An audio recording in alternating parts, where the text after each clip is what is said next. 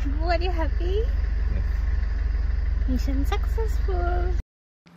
Hello, তো আমি যাচ্ছি বাড়ি, মানে কলকাতা যাচ্ছি মা বাবার কাছে, তাও এতদিন পর। তোমরা ব্যাঙ্গালোরের প্রচুর রিলস দেখেছো।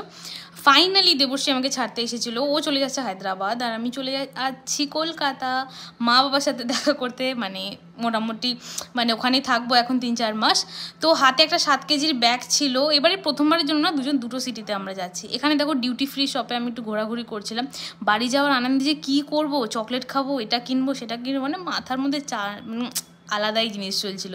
আর তোমরা দেখো এটা তোমরা বাচ্চা মা বলবে না কি বলবে, বা এখানে ডেস্কে বসে বসে আমি দেখছি ও আমার ফোনটা কতটা ফোকাস নিতে পারে।